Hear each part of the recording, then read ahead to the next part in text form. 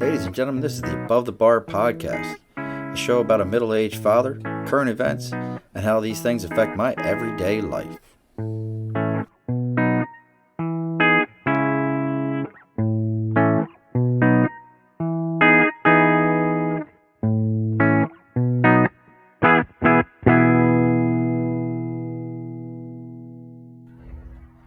And we are live. Alrighty, folks, welcome back to another episode of the Above the Bar podcast.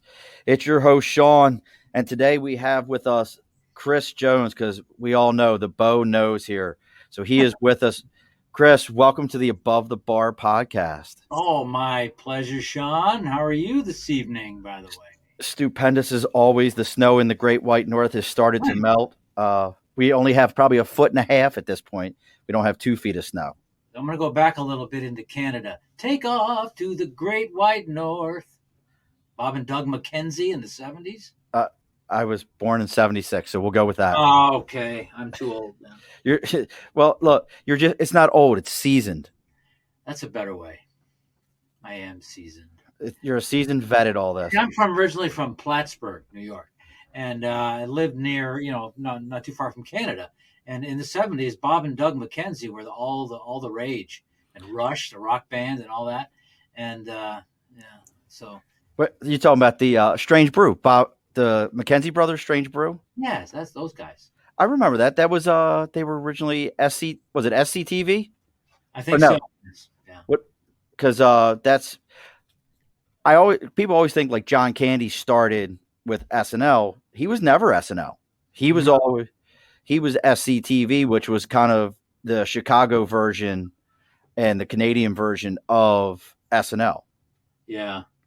Which, hey, while we're talking, yes, I want to pull you up on my little phone here because I'm going to share it over to my profile page on Facebook if I can do that. Okay. Herb says, hey, the Podfather is listening to us. Hi, Podfather. I love that term, by the way. Well, he coined it. I only stole it from him. I firmly believe that there is no more original ideas. We're all just stealing from each other at this point. Yeah, probably so, yeah. So I stole that one from him. But, yeah, you're live, actually. You're on my pages. You're on YouTube right now. We're across the spectrum. But as everyone can see, Chris is known as the Bo that knows. As you see, he always wears a bow tie. You've kind of become a local podcast celebrity here because you've been on his show, you've been on DW's show, you've been on my show. What other shows have you been on lately? Well, I don't know if you know a guy out in Buffalo. His name is Mike DeChocho, Mic'd Up. Okay. I don't know him offhand, no. I interviewed him. I have not any others recently, to be honest with you. I've interviewed a lot of people, some business people, and did a massage therapist once, interviewed her. And I made a podcast out of that. Listen, so how do you interview a massage therapist? Like, was this in person? We told her story. Oh, okay. She actually became a client, really. And she told her story. I made that into a podcast. And she did most of the talking. I wasn't even in it. Well, my voice was, but I wasn't. So that was fun. Now, that's another thing. So you were a local radio celebrity. Let's call it what it is. And now, how many years did you do radio? 13 total. And that was out of the Glens Falls area, or was that down here in Albany? No, not Albany. Plattsburgh to start, Burlington, Vermont, Ticonderoga for brief, and then Glens Falls for quite a while. So you just figured if it could stay winter for 10 months out of the year, forcing people into their homes, they were going to listen to you. Exactly right. Because I zigzagged across Lake Champlain. Notice how that worked. I went from Plattsburgh to Burlington to Ty, and then down the road a bit. Okay, so. Oh, I see what Herb's asking. Yes. So, do you know this whole story? Did he tell you this story? About what? The Green Lantern movie? About him. I don't even. So, I'll get your opinion on Green Lantern movie, and then I'll explain to you why this comes up every time. My opinion. Yes. Well, I'll tell you this. What does the Bo know about Green Lantern? Green Lantern was one of my. If I was going to pick, I love Superman, Batman. If I'm going to pick a DC person that I kind of like, and more than the rest, I'll pick Green Lantern just because of what he's about. Right. And the first, and the whole I don't know, the whole Green Lantern Corps and all of that. And Herb will disagree, and I don't care. No, I like Herb. I had a fun time being on Herb's show, by the way. That was the best. Now he's going to come on my show at some point. Anyway, Hal Jordan. That's the Green Lantern I first liked. Right. Okay. And the other ones are awesome. Who's the black gentleman there? That's John. That's Stewart. John Stewart. In the cartoons, I loved that guy. He was great. But in the movie, Ryan Reynolds, and Herb's going to cringe on this one. I thought he did a halfway decent job. The movie tanked, didn't do well, and come to find out that Ryan really was more suited for like Deadpool and that kind of role. But I thought he did a decent job, and in the end, the whole end scene where he got angry and the jets in space and the whole bit there defending, I thought it was a decent storyline. Maybe a different actor could have played Green Lantern, but the Green Lantern story was what I liked. See, these are things. So this has been an entire running conversation for going on 10 years almost between DW and I, where he hates the movie. Everything about the movie he can't stand, and I'm constantly like, dude, it's not a bad movie. My kids like the movie, and you know what and you bring it up where he grabs, all of a sudden he's doing the constructs and he's got the fighter jets. Those are all very Hal Jordan type things. You have references to Wayne Enterprises in that movie. Yeah. Yes. You have, and the best part was we got the original Sinestro before he turns to the yellow. Yes.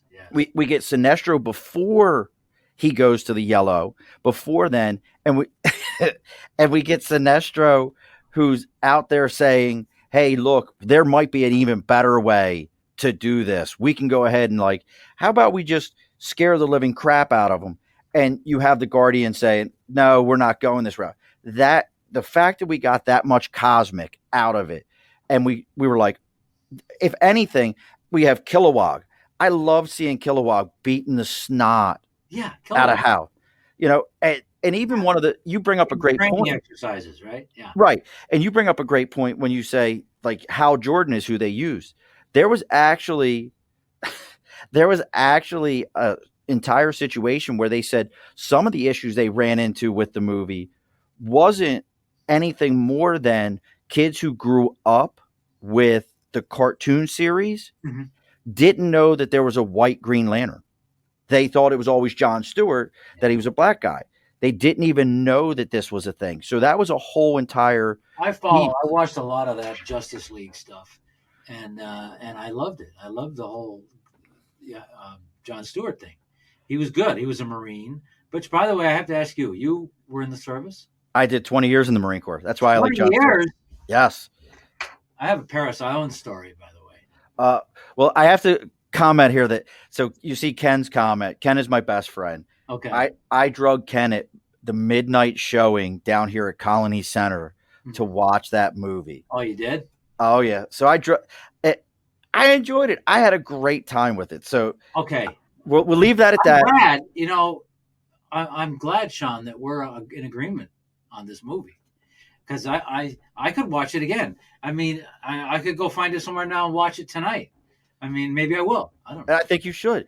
Actually, matter of fact, DW and I had this conversation, and maybe if I can get Ken to leave his house and we can get you to come down, maybe the four of us should do the movie watch together, because we should mostly do that.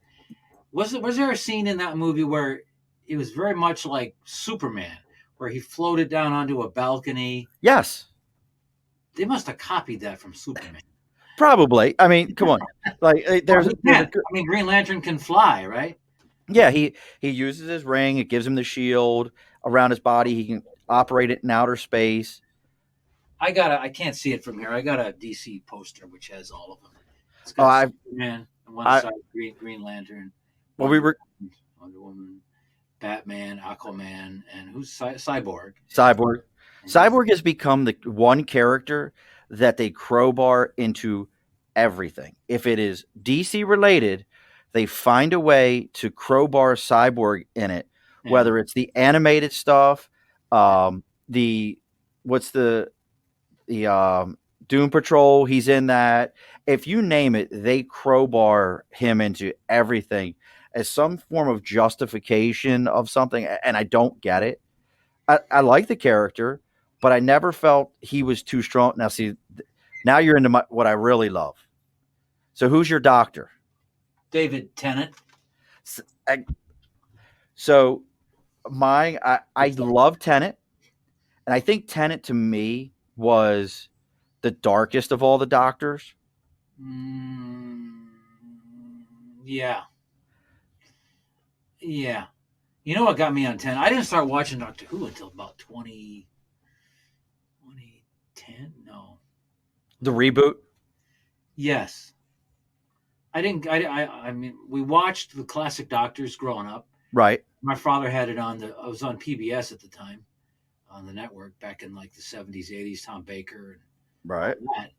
I mean, that's all good, but it was hard to watch for me. It actually was at that point. Now it's a little easier, but I started with Tennant. I watched a couple episodes of that. No, you got to start over. You got to go with Eccleston. You got to start. So I did. Started to watch. I watched all of the Eccleston stuff right up, and I got to like the guy, and he only had one season. Right. Quit. I guess he got that. What an asshole. You just quit on us. Yeah, well, he didn't agree with the staff or some crap. Yeah. Audio books now. Well, he was a pretty fairly good actor, like a bigger actor when he did that, and it was just a TV series. Yeah. Well, that might be why. Maybe he got too big for his britches or something. I don't know. But he was a good actor. I was sad to see him go, but that regeneration scene with Rose was pretty good. See, I love Rose. Oh yeah. And then the whole Tennant thing, and what really got me with Tennant was the season 4 theme music. Okay, because there was never a better Doctor Who theme since Capaldi's. Really? Capaldi's theme was like fingernails on a chalkboard. It was a complete shit fest.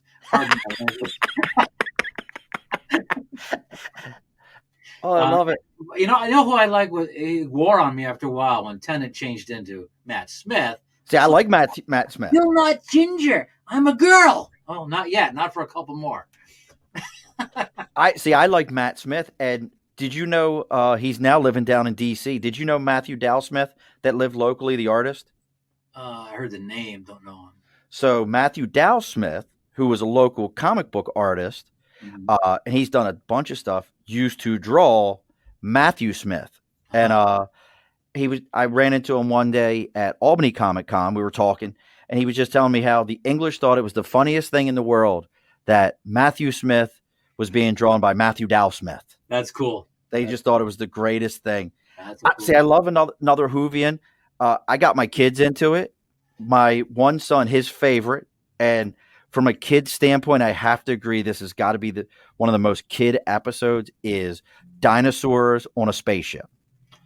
Can't recall that one specifically. Give me a synopsis. So it's exactly that. That's a Matthew Dowsmith where he's got River with him. He's got Cleopatra. He's got a big game hunter, and they go up to this spaceship. And while they're up on the spaceship, they realize that there's actually dinosaurs on this spaceship. Oh, okay. All right. I remember. Now, you know the one I'm talking about? Yeah. And my one son, he's now 11. He probably watched that one first time he was like 8 or 9 years old. Loved every bit of that one. Thought it was the best episode out there, and just thought it was the coolest thing. And he fell in love with Doctor Who. But I've got 2 different cookie jars. I've had different coffee cups. Look at you. You put the glasses on your camera. No, something went whack on my camera. There's your camera. Full HD. I got full HD on it. Did you know that? I got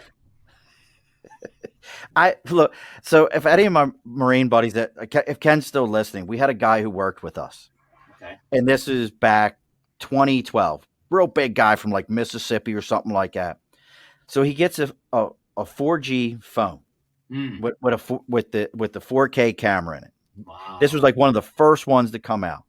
Yeah. And I'll never forget this guy standing on the steps to our work and going, "Dude, you got to see this." I'm like, "What is it, Marine?" He goes, "Look, Gunny, my camera. It's got such a clear picture to it. It's like you're really there." I'm like, son, we're standing outside looking at this. Why would I look at your camera? Obviously it's there. He's like, no, it's better on my camera. He swore that everything looked better on his camera than in real life. Wow, that's different. He was special. He was definitely special. So you said you had a Parris Island story. What's your Parris Island story for me? I'm going to give you full disclosure. I'm not sure I've ever told this on any podcast or any video or anything anywhere. I graduated from high school in '77. Okay, I was one. The year of Saturday Night Fever, the Bee Gees, and I had hair to prove it. I looked like Barry Gibb. I really with the hair. We just watched that documentary. I had that picture somewhere. I don't have it in front of me. I could pull it up on the phone. But anyway, my father was 20 years Air Force. He retired at Plattsburgh Air Force Base. And I decided I was going to one-up him and join the Marine Corps. Okay. So I end up as a PFC, private first class, down in Parris Island. Long story, I ended up being discharged due to, what'd they say, unsuitable for military service. Failure to adapt, maybe. Probably heard that term. Well, for one thing, I'm left-handed, and the rifles, bang, bang, bang. Oh my God! And when I can't do it right-handed. They're all built for right-handed people. It seems like. Are there left-handed guns like that? There are left-handed rifles, but none of the ones in the service are. They're bought in such bulk. Well, what if you're left-handed? You just are going to have brass all over you on a regular basis. Hot brass is going to be your friend. Hot brass. Is that like a pissed off general? It could be another term. It could be a page somewhere, but hot brass. It could be an Instagram page. Yeah, that could be. So one of the stories is that when I was having trouble doing that. Did I lose? This isn't on your end. This is on my end. Stand by, because I can't hear you. Something happened to my headphones. Yeah, I heard some. Let's try this. There we go. Yep, that was on my end. Okay, I bumped a wire. So you're catching hot brass. Yeah, I'm catching hot brass, and I was complaining a little about it, and the drill sergeant said, get down and give me 20. He yelled it. You know how they yell. Oh yeah, Arlie Ermy. You like Arlie Ermy, the actor? Yeah, he yelled just like that. So I got down. It was in sand. Fire ants everywhere. Oh, yeah. The Parris Island fire ants. I don't know if you're familiar with them. Oh, more than I would like to be. And I kept doing this, and I'm like, Private, give me 20 more now. Give me 40. Something like that. And I just said, no, I ended up. You were done. I was done. And that was pretty much the end at that point. I went back to Plattsburgh and started a career in radio. Well, that's and those of you that are listening and have no idea about Plattsburgh. Plattsburgh was a big military town at that time. That was part of the whole missile defense system for the country. And Strategic Air Command. Yep, Strategic Air Command, and it got closed during the BRAC, Base Relocation and Closure Act, in the 90s. And one of my good buddies that lives up that way, he took me over there when I was still recruiting, and everything for houses. It's like all the base housing is like right residential now. Yeah, it's all residential. I've been on it. I drove through it not too long ago, actually. The airport turned into the Clinton County Airport. It's a big commercial airport now. So, yeah, but it's a beautiful area. Like, it's a good golf swing to Canada. Oh, it is. Yeah. Well, I grew up there, went to high school and actually some college there, and started radio there. And, so you went to Plattsburgh University? PSU, yeah, Plattsburgh State. I didn't graduate. Went a couple of years. Did some media. I'm hearing a theme. What? Well, you didn't finish in the Marine Corps. You didn't finish. Oh, you're making okay. I'm sorry. I could just shut this off. I won't. But that's why you're right. I didn't. I quit the Marines. Well, they quit me. Well, that's why you're the bow that knows, because you've done a little bit of everything. I have done a little bit of everything. I keep you as the bow that knows. Want me to tie the bow tie live on camera? Oh, hold on. That's a legit bow tie. That's not like a clip on. No, see? Look. See that? That's not a clip-on. See, I usually need a mirror to do it, but and the camera will serve as the mirror. So you do that, and you make it tight, and you do this. I'm watching. See, I'm in reverse here because of the camera or something here. So I do that. Then you hold that, and you got this big other piece here now. So it's just like tying a regular tie. Kind of, sort of. And you do. It's going to be sloppier this time for some reason, I think. Look, yeah, see, it's off center. It's still better than any bow tie I've ever tied since I've never tied one. Yeah. Now I'm going to have to go like this because I can't do it right now. Well, then, will you still have your superpowers without having your bow tie tied? Big time. I mean, because Samson had his hair, Green Lantern has his ring. If you don't have your bow tie, are we on the same page? We are. I'm going to try and tie it as we're talking. Fair enough. Well, see, it's funny, like, so you probably see people with like clip-on bow ties and stuff like that. It drives you all the time. Bonkers. I have a couple of clip-ons, and sometimes they're convenient when you want to look perfect. Okay, I mean, but a bow tie that's tied manually has a personality. A clip-on does not because it's too perfect. See, I feel that when I see people with like regular neckties, they tie a half Windsor. Oh yeah, it drives me absolutely bonkers when I see a half Windsor. And it's a Marine Corps thing. Going back to it, it's 100% a Marine Corps thing. When I see a half Windsor, I'm like, you almost made it. You almost got the tie to where it needed to be. And anytime you see a half Windsor, it always also looks like they've tied it so tight that at any minute they're going to cut off circulation. Yeah. Back when I sold cars for a while. Did I tell you that too? Wait a sec. So I'm up to 3 careers right now. I'm up to 3. Okay. I've got after the radio, I went into sales. Okay. I sold electronics. Worked at Radio Shack when they existed.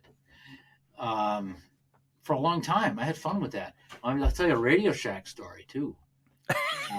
This was Christmas. This is appropriate because it was like Christmas Eve. Well, I'm still trying to tie this thing. It's paused you. It was a busy Christmas Eve. It's up in Queensbury, New York. In fact, the sign is still there. The store has been closed, and it was busy. And some guy came in and wanted to return something, a little part like a capacitor. You know, a Radio Shack. Oh yeah. And he kept getting in the manager's face, and the manager said, "I'll be with you in a minute, sir. I'll be with you in a minute." And he goes, "I want service now."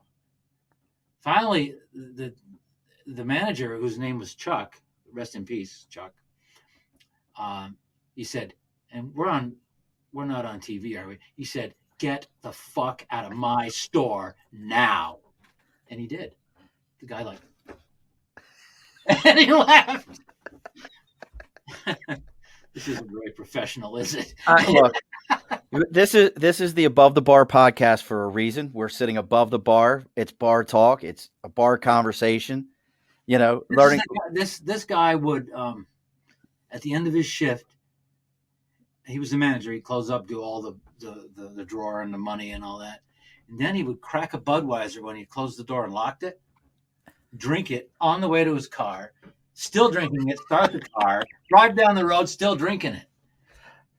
You got to have road soda, a little road soda. Well, and then I had another manager do the same thing. I worked at a place called Rex TV and Appliance back in like 15 years ago. I mean, these guys didn't know each other, but the same exact thing. Crack a Budweiser. Maybe it must have been a thing for the area. I think so. Now, as everybody can see with the ticker going across here, the bow knows this. We have Chris Jones with us. He is the bow. He has to fix his bow tie, but he is the bow. So if you have questions for the bow, I can see your questions. I'll ask the question for you. I'll put it up there for him. We can find out how much the bow knows at any given time. Ask me and I'll answer it. You know, so, I don't know if what I actually see. I'm doing this in reverse because of this camera. like this is the one thing you're like, hey, look, I'll show you how to do this. Yeah, and I bragged about it and screwed it up. All right. I'm human too, like you, and this looks like a slob job. I think I'm. Understand that I promise you, anybody else who's watching this or listening has not a clue on God's green earth how they are tying a bow tie. The Marines that are listening, they'll get the full Windsor. One of my buddies that you serve with, Jason McVeigh, he said full Windsor all the way because it makes a world of difference. Yeah. But trust me, has little to no doubt in your mind that the rest of them don't have a clue. Since I didn't make it through the service, I wanted to extend my heartfelt thanks to all the military, anybody who served, is serving, or did serve, especially you, Sean, with 20 years. I appreciate the service to the country. And I don't know who you voted for politically, but I know the current president does support the military in a great way. But me personally, I was an Air Force brat. I lived in Turkey for a while. Really? I can count to 10 in Turkish. All right, go ahead. Bo knows how to count to 10 in Turkish. Let's hear it. There's another story that goes with that too. Bir, iki, üç, dört, beş, altı, yedi, sekiz, dokuz, on, 10. Wait, I swear to you, here's what I heard in that was beer. Yeah, that's number one. Dos Equis and Yeti. Did I hear those words correctly? I heard the word beer, Dos, and Seki. Yeti. I think it's Yeti. Yeah, Y-E-D-I or Y something. I don't know. I'd have to look it up now. Beer. So the beer part's good. I wish I had one. Well, this is actually. So this right here is Star Trek. What's that? Is that a Federation communicator symbol? No, but now that you say it, I see it. And if Ken realizes it, he'll say the same thing. He's a big Star Trek guy. But so this is my stepmother's recipe. We call it Nanny's hot apple pie. Right. So it's pure grain alcohol, cinnamon, apple juice, and a cinnamon stick sitting in the bottom of the bottle. Jesus. This was one of our COVID recipes that we came up with. Wow, cool. And we made my so for years I always thought the recipe was my father's recipe, right, for Kahlua. And I said to my mother, I was like, hey, my stepmother sent me Dad's recipe for Kahlua. And my mother quickly corrected me and was like, that is not your father's recipe. It was her best friend when I was growing up, Miss Jackie's recipe that she got from her mother. So like it's this long-standing recipe, but it's pure grain alcohol, right, instant coffee, and a bunch of other stuff. If it don't put hair on your chest, it'll take paint off a car. Wow. Oh, it is definitely it's one of those kind of things. And this has the same problem. Mm-hmm. So if you were able to sit at the bar with me today, we'd sit here and you drink it and you go, oh, this is fine. It's no big deal. Mm-hmm. And then next thing you know, it creeps right up on you because there's so much cinnamon and so much apple in it that when it creeps up on you, you're like, I can smell the colors right now. Yeah.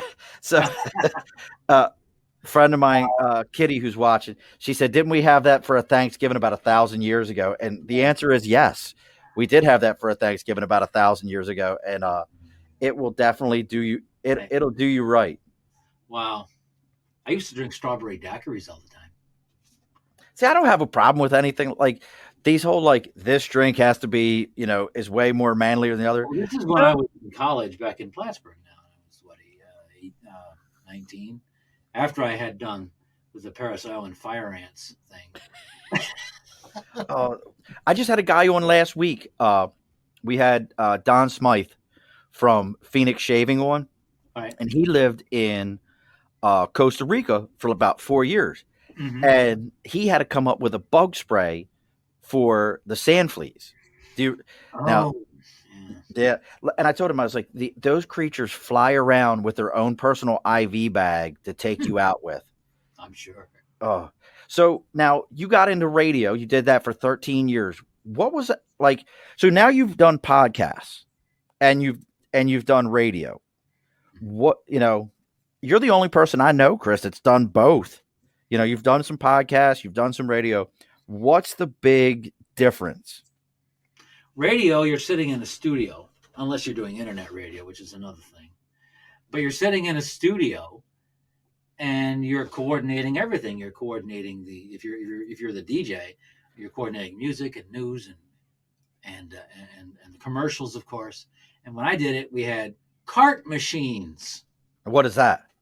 Oh, it looks like an 8-track tape, only it goes into a player and it plays a commercial or okay, or something like that. It's very similar to an 8-track tape. In fact, the tape is kind of like that. But you're coordinating everything, and you I don't know, you just bring it all together. Podcasting is easier, honestly, because you're not told you, Herb, all that stuff. It's just you talking, or you have a guest maybe, and they're talking, and you're all interviewing, and that's a different thing. Are you asking me to compare which is easier? Which is better? Not which is easier. I was more curious, like, when doing one and doing the other. Yeah, I guess easier is one way of looking at it, but what was the contrast in the two? Because, I think all of us that do podcasts think somehow we could walk into and do radio. They're like, I do my own podcast. I'll go right in there into the studios. I'll go. It's an easier transition to go from radio to podcasting than it is from podcasting to radio, I would think. If you've never done radio. No, never. Certainly you got the voice and you got a personality. But you got to, it depends on if you're doing talk radio or DJ type of radio, which if you're doing talk radio, it's very similar. Only with podcasting, you're not worrying about timing up to a news break at the top of the hour or something like that. With podcasting, we're just talking and having fun and saying fuck and all that. Is that not the great? Like, it's such a great word. It's such a, swearing relieves stress. Did you know? My daughter says this. Swearing relieves stress. Now, how old's your daughter? 32. Okay, so I was make sure, like, you weren't like. No, she's not a teenager. No, she's got some. She's an artist, very good one. In fact, she did cover art. I wish I had. Wait a second. I want to show you some cover art. I wrote a short story, by the way. Okay, I always love a good story. Always enjoy a good story. I'm going to read it here because it's not out yet, but it's a sci-fi short story. Okay. And it's.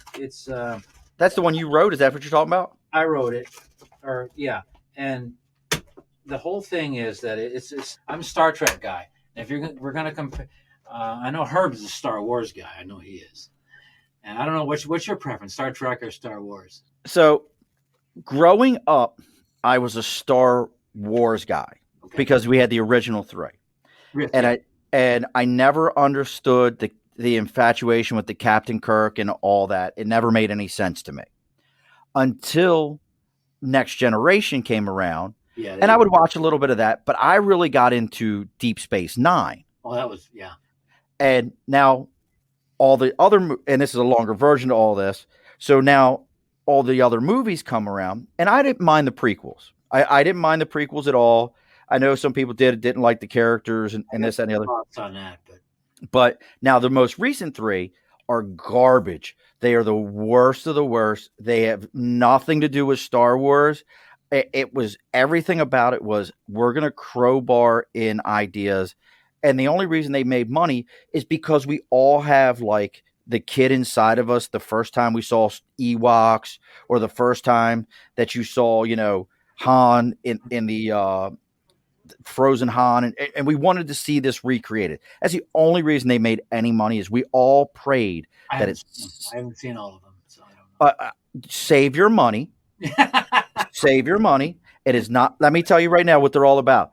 They're about somebody who has nothing to do with the story and somebody else who has even less to do with the story, finding each other and doing absolutely nothing.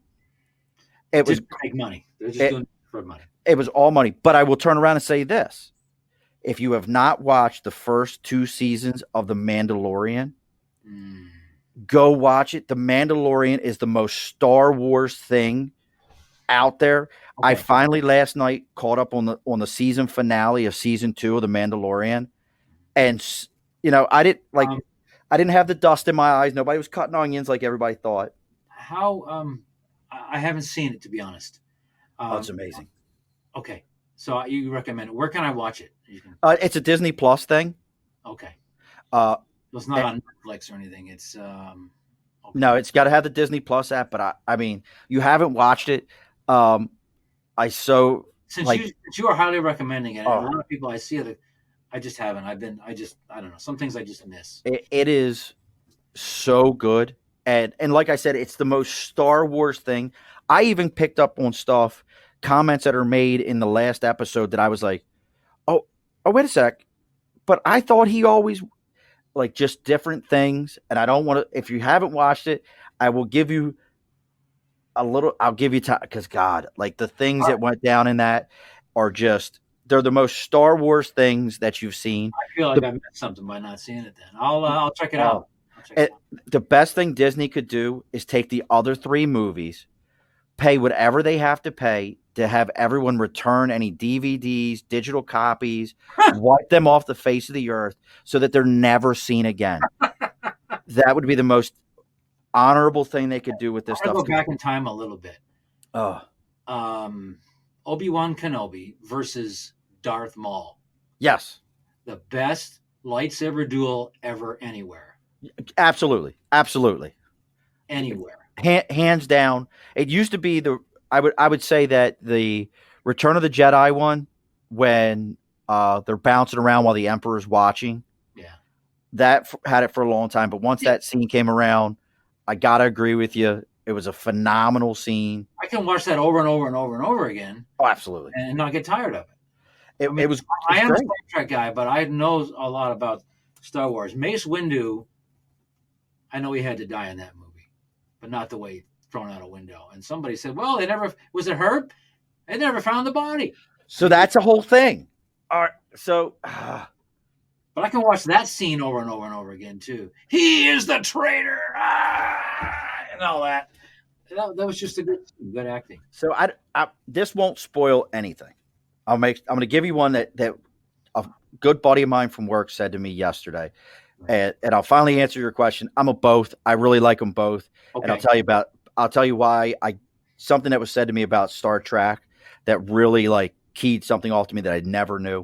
But one of the things that came out of the first 2 seasons here is I always thought that Boba Fett was a Mandalorian because that's what his father was. And I always considered him as his father. Never did I put together the idea that he was a clone. So really, Jango was never really his father. So in the terms of the Mandalorians, he wasn't born a Mandalorian. He wasn't really a Mandalorian. So in the grand scheme of it, he's not Mandalorian. Okay. And I'm like, that kind of comes out in one of the episodes, and I sat back and like I had to text my buddy right away. I was like, "This is bullshit. What do you mean he's not a Mandalorian?" He's like, dude, and he kind of broke it down. I'm like, this is still bullshit. He's a Mandalorian. He's Boba Fett. Because I felt like for years that's what they always told us. Boba Fett the Mandalorian. He wears Mandalorian armor and all this other stuff. Mm-hmm. And I was like, but they explain it in one of the episodes because Jon Favreau, Jon Favreau is right. Yeah. Jon Favreau has single-handedly saved Star Wars. Jon Favreau is the reason that we enjoy the good Marvel movies, not the garbage Marvel movies like Guardians of the Galaxy, which is garbage, and hard to watch those. And Thor Ragnarok is garbage. Oh, wait a minute. I got a couple things to say. All right, please. I want to go back to where I started. When I asked you Star Trek or Star Wars. Yes. Because I started a theme there. The short story I wrote is very Star Trek-ish, but you can't write about that because you can't make money on it. It's called The Right Timing. It's a time travel movie, and is it the right timing? Yeah, it is the right timing. I had to look because it's in rewrite mode right now because I haven't released it yet. It's a time travel where a captain of a starship, it's a starship, will somehow, he ends up on his father's ship. They're the same age. and they're preventing something. He's preventing some event from happening that's going to change the timeline and all of that. And the father doesn't know about it because he's the original thing, but time travel has somehow infected, got involved. My daughter did the artwork for it. See if I can get the light to not shine on it. Oh, I like that. Yeah. Now, did she do that on a computer, or go the other way? Tablet. Did she do that on a computer, or is that freehand? On a tablet. Here, that'll probably be better. Right timing. I like it. Well, if she has that kind of skills, she might be able to help me with my two different T-shirt ideas that we need to take care of. T-shirt. Oh, all right. Oh yeah, because we had. So I don't know if you heard last week's episode, but the gentleman we had, he was all about shaving, and he told us about how Gillette, basically created the idea of sensitive skin with adding blades to everything. We don't need them. We went through this whole thing, and he said, when you go like this after a good shave, go like this. You know what that's called? No, it has a name. Yep, facitrication. That's new. I learned something new today. So he said, when you go like this, that's facitrication. I said, I waited a day to shave because this morning I looked, well, not quite like you, but I had white hair. I saw that because you posted something. I did a video. Yes, I saw that. Yeah, and but it was too. I can't. It's just. You can't do it. It itches too much. Drives me nuts. Can't do it. So and my Star Trek piece to all this. Another good buddy of mine, Cliff. Now Cliff is about 6'5", big dude. Loves him some Star Trek. Yeah. And I was listening to one of his shows, and I never knew that all Star Trek, all the shows, all the books, everything is canon.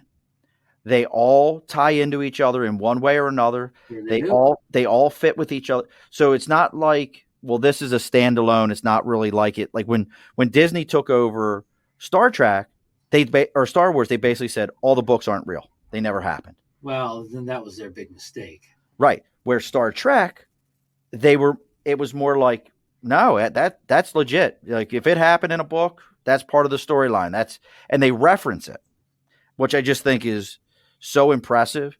And I read one Star Trek book where it was Picard was on Cestus 3 with the Gorn, right before Kirk and Spock and that whole crew had landed, and it was a great book because it tied TNG with TOS, and I love things that do that. Of course, the Generations movie I thought was pretty good too. I like the Generations movie. I like the Borg.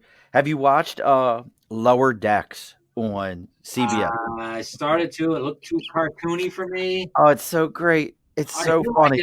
It might be an age thing with me. It could be. Yeah. I think it's hilarious. Did you know? 10 years ago, 07, more than that, 13, 14 years ago, I was an avid gamer, Star Trek gamer. Star Trek Legacy was the game that we played a lot on PC. It was on Xbox, but the PC version, I had a team of people around the world, maybe 20 of us, all different skill sets. And it was called, the website's still up, chrisjonesgaming.com. We modified that game because it had the original voices of, William Shatner and Patrick Stewart, Avery Brooks, Kate Mulgrew, and some others. Scott Bakula, which he got screwed, by the way, by that network. Every time I see him on NCIS, it's like, why aren't you still the captain? Anyway. He quantum leaped out of that body. He did quantum leap out of that. That's another great show, actually. What was I going to say? We modified, the voices were all there, but the graphics on the 3D models in the ship sucked. They just didn't look like they should, we thought. And the sound effects were all screwed up. So I led a team of 20 people. We modified that game. Wow. To look exactly like the shows, all the ships and all the races, like the Breen and all of that. Everything was in there. All eras. All the ships out as they looked in the shows and movies. And we also took the sound effects from the shows and movies and put them into the game. So if you play this game and you fire a torpedo, it sounds just like it's coming out of Kirk's Enterprise original. And you fire the phasers, it's the exact sound, not some. And we also had access to the original Borg textures from First Contact. What do you mean the Borg textures? You know how the Borg looked on screen in First Contact? Yeah. Well, that was some kind of model. We have the original. We had the original files. Oh, the computer files. They looked files, PDF, or I forget what they were. No, right, whatever it was, yeah. Files. And we had. I didn't do it myself, but we had a lot of people on the team, and two people took it and modified that to work on a Borg cube in the game. So if you play our game and you take the Enterprise E up against the Borg cube, you are visually recreating First Contact. And that's awesome. Yeah, and it's the same exact visuals you saw in the movie we have in that game. So now that's still out there. Somebody could find that and still play that. Legacy, go to Ultimate Universe. It was called Ultimate Universe, the mod. UltimateUniverseMod.net, and you'll see some download links for the game. You have to install the game first. It doesn't work so well on Windows. It does work on mine, but it's hard to install. It was made for like XP or whatever. Oh, okay. Yeah, a long time ago. But I had to tell that story. Well, that's cool. Like, I mean, how many people can say they recreated or modified a video game and it's still out there to this day? I mean, thousands of downloads. It's we had some great people. I didn't have the skill set for a lot of that. I was pretty much the leader. I did a lot of the sound effects and did some coding in the background to change weapon strengths and all that. But we had some awesome 3D modeler people, some great multimedia people that created videos for the thing, for promos, and mission writers, guys that would do scripts and write missions. Original First Contact mission is in there. The Stargazer. I just saw that episode was just on BBC America. What was that TNG episode? Remember the Stargazer or the battle? No. Yeah. Anyway. No, like I said, I enjoyed the show. DS9, that's right. Yeah, I like Deep Space Nine. I thought Deep Space Nine was really cool, and it was kind of a different concept because instead of them traveling to go figure out where everybody was, everybody kind of came to them. Mm-hmm. So I like that idea that it was more of a way station. Oh, yeah, and they wasted a lot of starships in that series. Oh yeah, because of the black. Well, they had the wormhole. You remember the first one where they destroyed a Galaxy class? It was it's called the Jem'Hadar. That was the name of the episode. You're way more into Star Trek than I was. Like, okay, you got my Star Trek way beat. I barely have my Star Wars beat, so we're gonna go. Yeah. We'll have to swap further stories on that one because my Star Trek is limited. Like I said, I enjoyed everything I've seen. I don't, it's not one of those shows where I'm like, this is garbage. It's not. I like the fact that everything ties in, and I liked it more once I found out that it all ties in together. Some of the TNG people made it over to, like Worf, made it over to Deep Space Nine. And Starship battles were amazing. Maybe I can get Ken. I should send Ken a link and just let him come on here because there you go. Ken knows what I'm talking about. Yes. He saw that Jem'Hadar. Yep. It was on. See, BBC America airs this stuff all the time, and it's on Netflix. It was on like last week, and I'm like, shit. That was 1994. What happened that year? I went to boot camp. Oh, that's the year you started? Yeah, I went to boot camp 1994. Well, that was the year I think of the OJ and the Bronco too. Yep. That was a great Star Trek year because TNG had their finale with a two-parter, All Good Things, where they had this Enterprise with 3 nacelles and overpowered weaponry and all that. And then they had this episode, the Jem'Hadar, where a Galaxy-class ship got blown up by the Jem'Hadar just to prove a point, like Ken just said. And who's Chief O'Brien? Chief O'Brien is he was a transporter chief on Next Generation, and he ended up being engineer on Deep Space Nine. I know the guy you're talking about. Yeah, Irish. Yep, and he had like him and his wife were there, and the wife gets pregnant during it all. Yeah. Yep. They had a kid. Keiko was their wife's name. Well, there you go. Monday through Friday, air reruns of Deep Space Nine and TNG. Yeah, he knows what I'm talking about. It's on BBC. We had it on. We had it on earlier just tonight, and they were airing. Ken will know this one, the Battle of Maxia, where Picard's commanding the Stargazer, and Riker gets him in a tractor beam, and he can't do anything. So Ken knows. I'm sorry to. No. Look, this is me. You're in the right wheelhouse right now. Wheelhouse. I love that. You're absolutely in my wheelhouse of geekdom. I'm trying to figure out how I could send him this link here. I want to try to email it to him and see if he'll come on. Ken, send me a message if you want to come on. I'll send it over now. Do you want to know what my favorite space BBC show is, though? And it's the best. There's no better BBC. So first off, the BBC does sci-fi better than we do over here. Cut and dry. I don't care what anybody says. Even Star Trek? Everything. Okay. They do sci-fi to me is way better.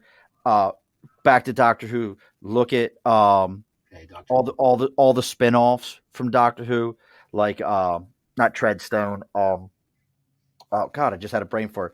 Because Mrs. Smith had her own show. The Sarah Jane Chronicles. Yes, the Sarah Jane Chronicles. Oh, he's putting kids to bed.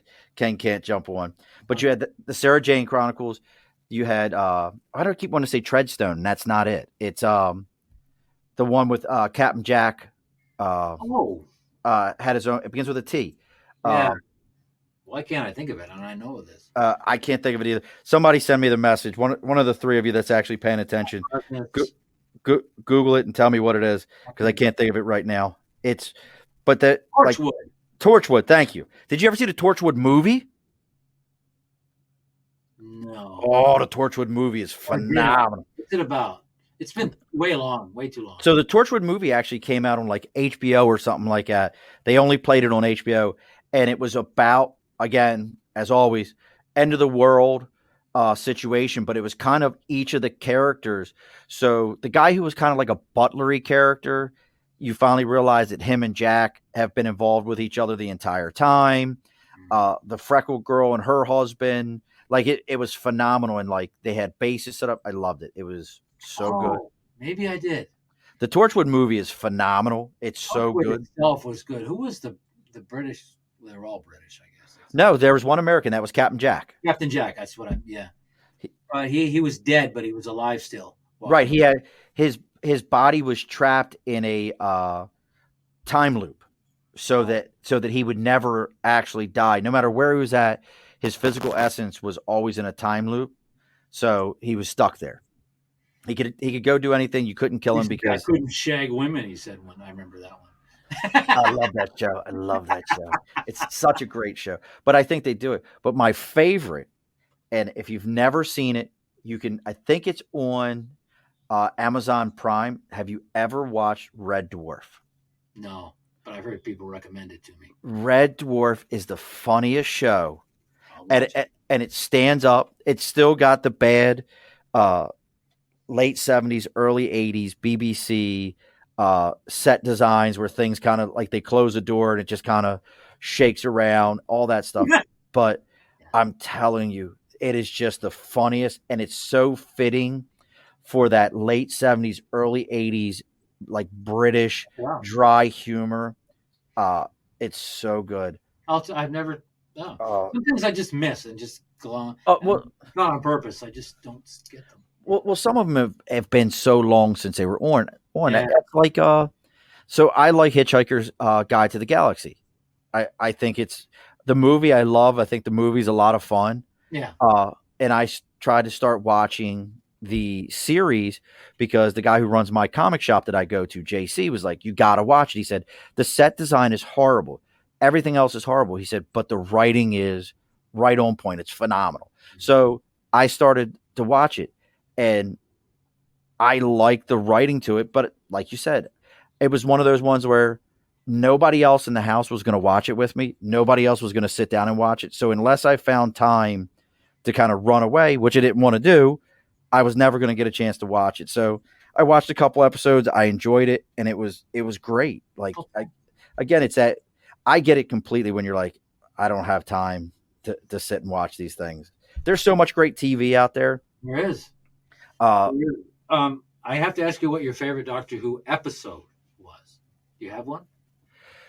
so mine is actually, and I don't remember the name of it. It's the one with the master with the drumming. Do you know the one I'm talking about? So Um, year. the master takes over everyone's body. Yeah, it's got the word year in it. Year. Let's see if I can. I'll try to Google it. But it was a two-parter, and You're it right. was good. It was excellent. So that's my favorite one, is because I like the master, and I like when the master comes back as the woman. Oh yeah, because she's a phenomenal actress. She's in. She's currently on the new Sabrina, the Teenage Witch, that's on Netflix, which is nothing like the kiddie version. It's much darker because Archie Comics, which I don't know if you knew this, is actually out of Westchester, New York. That's where they're headquartered out of. They went probably, I guess now, almost 10 years ago. They went real dark with some Archie stuff. It's Archie in the afterlife. They shouldn't do that to Archie. But it paid off for him because it got a real good following, but that same actress that plays the master when the master becomes a woman is the same actress in that show, and she's just so good. Okay. But that's my favorite one because I like the fact that the master was somebody. Anytime they have that character on there, because the master is somebody that is good enough to best the Doctor at every move, and the only reason he ever loses, it almost feels like it's because he didn't want to win. Does that make sense? Like, it's almost like, I'm going to beat you. You know I'm better, but now, okay, I'm going to stop. The interesting master episode was with Capaldi when there were two of them. Did you see that one?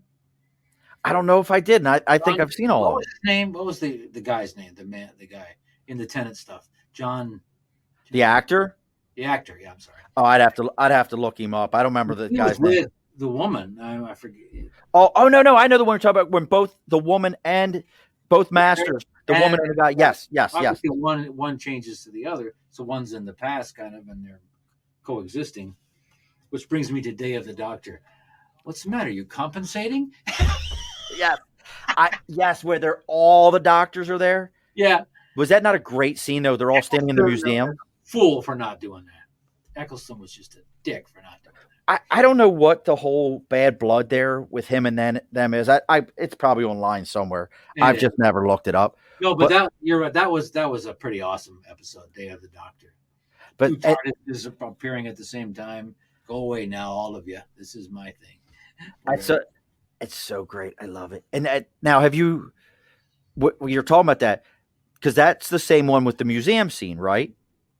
Is that the one? And at the end, who is it that walks away at the end? It's you said his name here. Yes. It's so great. Clara's like, no Fez here. Oh, it's so great. And I always thought that Donna was going to become a doctor. Yeah, they nixed that, and she had it. She was such a great actress too. Yeah, I know. Dr. Donna. The whole thing with Donna, all of that was awesome. I kept watching them back to back to back when I was first starting to watch them, and I just couldn't wait. I would binge them. I binged Doctor Who back in like 10 years ago when I first started watching it. Now, if you like that, I'll throw another one at you. Have you watched the BBC versions of Sherlock Holmes? Not recently. With Benedict Cumberbatch? Yeah, they're good. Oh, they're so good. Hour and a half each, though. Is there some video, it was YouTube, where Benedict Cumberbatch walked into the TARDIS with Matt Smith? Oh, I didn't see that. That would be so amazing. I'd look that up. I mean, obviously it's scenes from something somewhere, I forget. Right. But it's edited to look perfect, which reminds me of the Star Trek versus Star Wars videos on YouTube. Some of those are good. And Darth Vader's talking to Picard, you know. See, that's great. See, I love like those kind of things. and I say I don't know how to do it. I haven't spent the time to learn it. Darth Vader could obviously, just do that and crush the Enterprise. But okay, let's have a small debate. Star Wars goes the speed of light, right? Okay. Warp 1 in Star Trek. That's warp 1. Okay. So all the Enterprise has got to do is go warp 1.3 and they're gone. Right. So Enterprise says at the end of it, Darth Vader was about to do that and do something to the crew. And Picard says, let's get the hell out of here. Warp 8. Goodbye. You'll never see us again. You don't go fast enough. Star Trek wins. I'm sorry. Well, that was a whole thing in and of itself, was the fact that, if you're really a Star Trek person, you realize that so much of their stuff is based on science. It is. So the idea of the whole warp was, and I just recently learned this, that I guess it's the idea is a science that there's a bubble around the ship itself, that's what allows it to push the speeds that it does, because it pushes, the ship itself isn't moving. So there's no friction. It's being pushed through. Yeah. It's something like, I'm going with how I remember it and how I understand it. Don't get me wrong. I love a lot of Star Wars. I'm waiting for this. Isn't Ewan McGregor going to do an Obi-Wan thing? So he's directing an Obi-Wan series. And he was the one he was one of the most enthusiastic people with lightsabers. He just loved doing all this, all that. And I love the guy. He's a great actor, and his enthusiasm for what he does is awesome. So. Well, yeah, I enjoyed it. Well, Chris, we're going to get ready to wrap this up. So if people want to, but we just rolled straight through it, brother. We had a good time. We'll have to do this one again. We'll have to do some more episodes of the Bo Knows. See, and now we know the Bo knows how to tie ties. We know the Bo knows Star Trek. We know the Bo knows DC. Bo knows radio. Bo knows radio. Car sales. Yeah. And Radio Shack. Radio Shack. So we know what the Bo knows. There's a company that screwed us. They're a technology company. And they couldn't stick around. What is going on with those guys? They had some bad managers down in Texas. All right. So, Chris, what's some final thoughts for us? If somebody wanted to find you, where can they find you? I have a website, chrisjonesmedia.com, that will tell you very much everything I do now, which includes the podcasting and the internet. I have an internet radio station, by the way. And in fact, Herb Cloutier did the graphic for it, which was cool. No, chrisjonesmedia.com. I'm on LinkedIn under Chris Jones Media, Facebook under the same thing, and my profile page, Chris Jones, and Instagram too under Chris Jones Media 1. It is there. So that's where I'm at. And my primary thing is I do social media ad production for businesses and voiceover work at the same time, plus audio books on occasion. So there you go, folks. You can find Chris all over the place. As simple as that. Just look up Chris Jones Media. He's going to pop up. Look up Chris Jones. You'll find him. Great guy. Great conversation. Make sure you check out his stuff. As always, you can always find us, our Instagram. We fixed it. I got to fix this banner here. It's just at Above the Bar Podcast for our Instagram. Our Twitter is at Above the Bar 4. Email the Above the Bar Podcast at gmail.com. Whatever media source that you're listening to this on, please make sure you hit that like and subscribe button. That way I actually have a clue who's out there listening. I know there's at least 4 of you, maybe 5. Make sure you check this out. Also, I'll throw this up here. We now have our TeePublic shop. So if you're interested in getting any Above the Bar podcast gear, I'm waiting on the new shirt to come in. We now have the official Above the Bar podcast. Be sure to push your stool in shirt. So that'll be coming here soon. What can we say? Oh, you got a little bit of glare. Let's see. The Bo Knows podcast. We're just getting a glare there, Chris. We're trying to get that. Right. Yeah. Okay. Never mind. It was a business card. But make sure you look up Chris at Chris Jones. I got this contest still going. I haven't seen anybody do anything with it yet. But if you get one of our shirts off of TeePublic or one of our pieces of gear, take some pictures with it. Make sure you hashtag it with the Above the Bar podcast or Above the Bar or just Above the Bar podcast at either the or just the regular one. Whoever wins the contest, I'm going to send you some free swag out there, but make sure you go ahead and take some pictures. Chris, any final words of wisdom for us? Just one thing. Live long and prosper. There you go, folks. Be sure to push your stool in. Yeah, do that.